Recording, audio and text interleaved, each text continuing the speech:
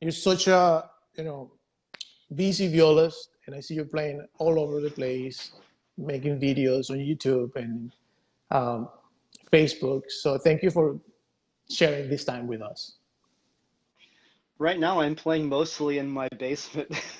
I think we all have, like this enclosure right now. I'm sure I'm not alone when I say that this has been very disruptive to the performing arts, but it's also been a great opportunity to practice and kind of press the reset button, not only individually as artists we're trying to work on our craft, but also globally. It's a chance to kind of chill and reflect on what's really important. So hopefully we'll come out of this pandemic a little bit wiser and perhaps a little bit kinder. What made you decide to become a soloist? The moment that I'm like, oh man, this is what I want to do, was when I turned about 40. So I mean, I'd played concertos and solos even as early as high school, but not a lot. And in college, violin or viola, you know. But I think when I first moved to the New York City area and I joined a professional quartet, that was the first experience for me on a high level where you're the only violist, so it's your viola sound. I stopped playing quartets in favor of a trio, which was clarinet, viola, and piano. One of my best friends, the clarinetist. And that was even more soloistic in its nature because I'm the only string player and blending with piano and blending with clarinet. And throughout these different ensembles I was a member of, we were very involved in premiering new works. And I've always been interested in new works of living composers. Um, so then I started playing in a guitar duo, which was a lot of fun because I could do my own transcriptions of things. So, and I've made CDs of all of these ensembles with piano, with guitar, quartet, trio. And so all of this was sort of training me to not only develop my soloistic sound, but also to continue to develop the collaborative spirit that we all need, whether we're in an orchestra or a soloist. Um, one of the concertos, one of the very first concertos that was written for me was by Lalo Schifrin, the wonderful Argentinian composer, jazz pianist, and he wrote hundreds of films, scores. Cool Hand Luke, one of my favorite movies, he wrote the score for that. So he wrote a concerto, and it was very difficult, but it was so much fun to play. And I remember that opened the season with the New Jersey Symphony. It was probably 11 or 12 years ago. And we were in the new Performing Arts Center in Newark, the big hall, and it was the first concert of the season. And walked out on stage, and 3,000 people. And I remember thinking, I actually remember how I felt more than how I played. But I remember thinking, wow, this is totally what I want to do. Oh, And I loved it. And so the next month I did the same concerto with the Knoxville Symphony, um, which I didn't know anyone there. And so that was like a real test because it was sort of out of town.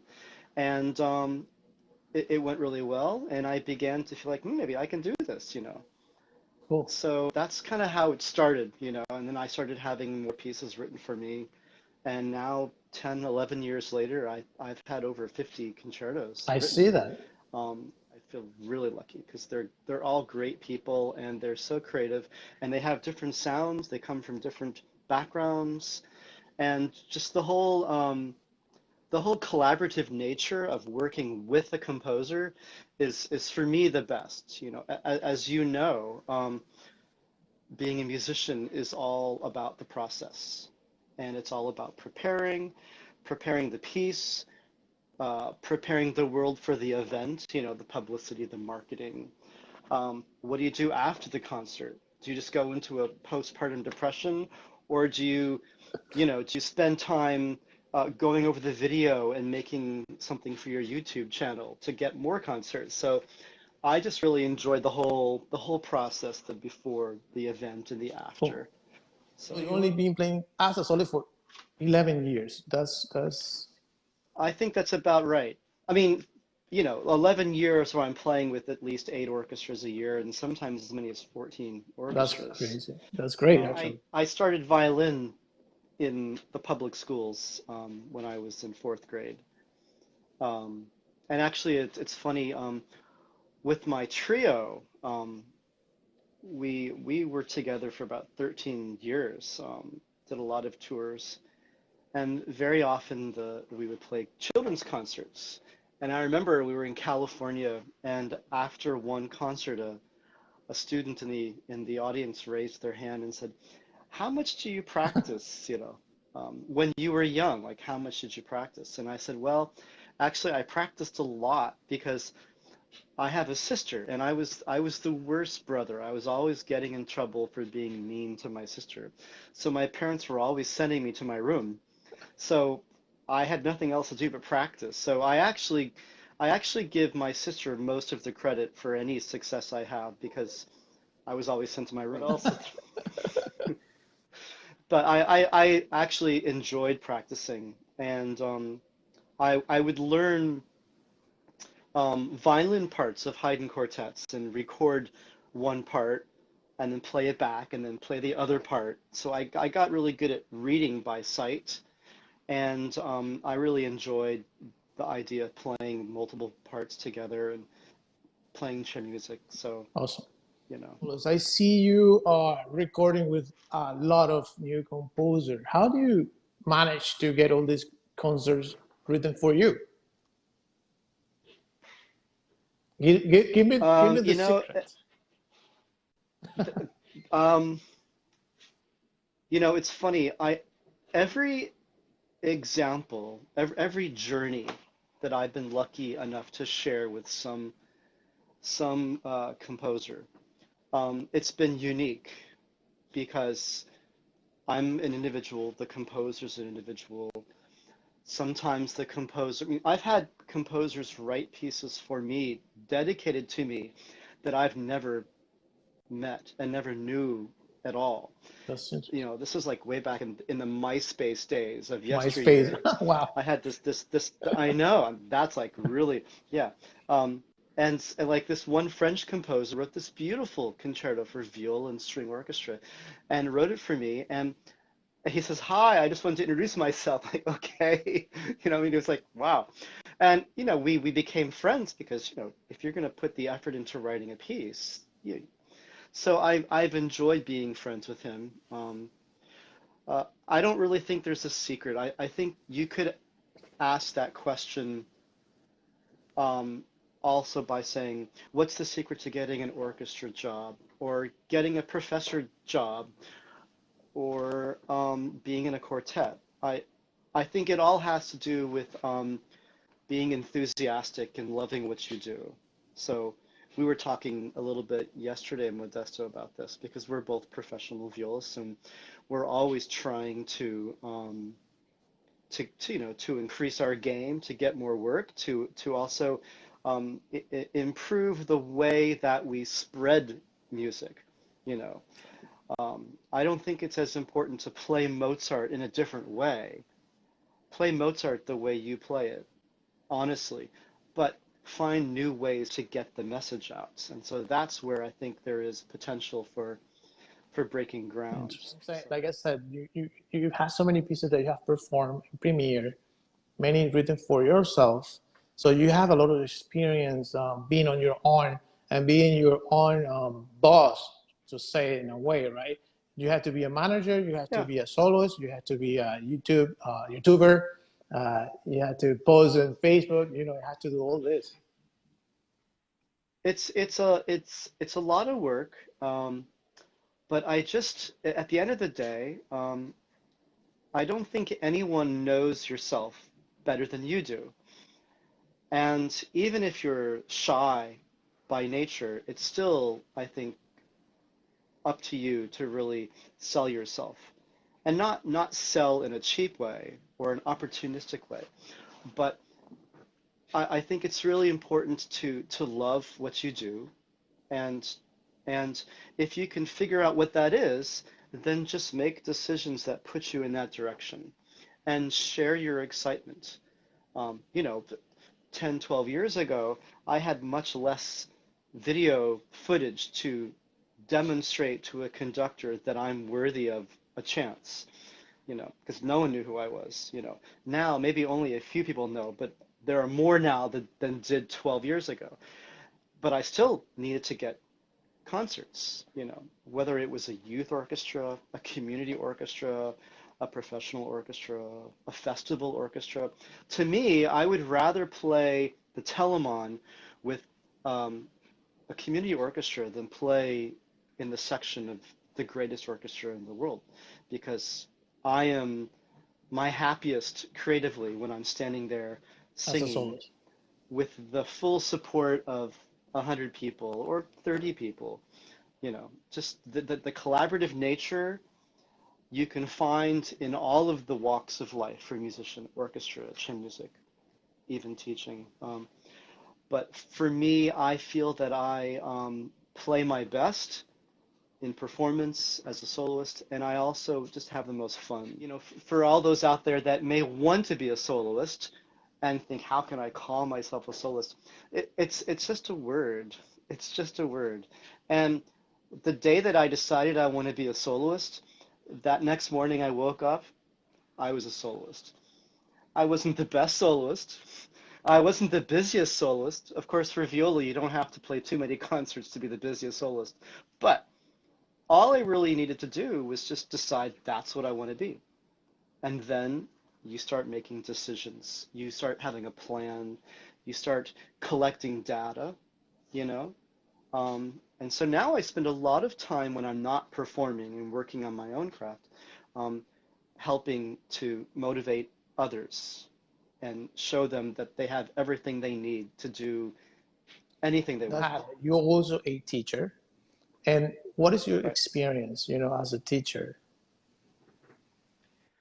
Well, I mean, I've taught at Temple University for about 6 years. I taught viola and chamber music. Currently, I teach at Aaron Copland School of Music at Queens College in New York. This is my 5th year there. Um, I love teaching on the collegiate level, not only because the maturity of the student, you can talk more imagery. I'm a very image-oriented teacher. Um, and I also enjoy teaching the student to not need me because they're really the teacher. I'm not the teacher. I'm just kind of going to help point them in a direction, and then they're going to run with it. And so that's really what a teacher's job is. It's not to be codependent like a shrink. You don't need a teacher. What you need to do is to be able to figure things out on your own.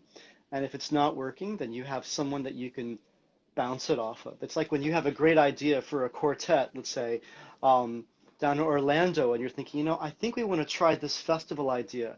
You're probably going to talk to some friends that maybe are in a quartet, and maybe they'll say that's not a good idea, or maybe they'll, you know, whatever's left standing is a better idea than you began with. And so I think that process of self-discovery, um, that's going to happen whether you're their teacher or not. So I think if you can help to shape their, experience and their curiosity, that's good. I think also a lot of times violists don't realize there are many options for careers. It's not just orchestra or that's it. I've been so lucky to play in great orchestras, be in many different chamber groups of different sizes, teach solo. Um, I can tell you by far the hardest thing is to get an orchestra job. No, Because everyone has talent to a lesser or greater exactly. degree, but when you're taking an audition, it's a very stressful endeavor. And I think one of the things that I teach at Round Top in the summer every July for 2 weeks, and um, one of the things that I like to do with the students, because they're all college level and they're mostly focusing on orchestra. I love to sit down with them under this big tree drinking tea outside in the 1,000-degree weather in Texas And we talk about careers, and I say, so who wants to be an orchestra player? Who wants to be in a quartet? Who wants to be a soloist? And who wants to be a conductor, a composer? I've had everything. It's great, and I think you can do any of those things. How do you advise people to prepare for orchestra jobs? You need to think like a performer. I think that'll help you play with less anxiety. And also, just practically speaking, create mock scenarios, whether it's just putting your phone on a music stand, walking into the room, and then playing your list. Record it, and then sit down, play it back, mark up your part, and then work on two of the excerpts for an hour. And remember, at the end of the day, you have so little control over what happens because there are other people preparing for the same job. Maybe they already have someone in mind. Maybe the violists that are listening are in a bad mood. There are so many things that you can't control. As I tell my students who are preparing for orchestra jobs, you know, take the audition. You probably won't get it, but take it. Because if you don't take it, I guarantee you won't get it. I guarantee you, you know. So you've got to just give it a Give it a try, try. and just find a way to love playing the viola and expressing yourself through these pieces. So when I would take auditions 1,000 years ago, the person I would play for was the clarinetist of my trio, because not only was he is a great musician, but we breathe the same way. Um, and he didn't talk to me like a violist. He would say things that to this day I try to impart on the students who are attempting to get jobs. And I think it's so important. We could do another one of these on orchestra auditions if you want, but in a very small nutshell, what he taught me was when you're playing an audition, don't judge yourself. Don't be let them do that. You have to enjoy yourself and go for it. And if you mess up, who cares? You're human. But you can't be like counting mistakes because then it's like being a producer and the player, which I've done way too many times. It's not the best way to be creative, you know. So that's what I would suggest when you're preparing for an audition and when you just, Anything you want to say before we leave? this is a crazy time right now, I know, and it's very stressful and it can be psychologically traumatic. Um, Try to find a way to turn this into an opportunity for positiveness. And I know that sounds very superficial when Nardo and I both know people who have not survived, and it's very sad, and I'm sure you do as well. Um, but this is a chance to go inward. It's a chance for students who are in the middle of their most important years to to reflect on what they really love to do and to redouble their commitment to follow that passion and be uncompromising in determination. You've got a lot of time to practice right now, so that's good. You can give concerts online. There's so many things you can do with social media and with the internet.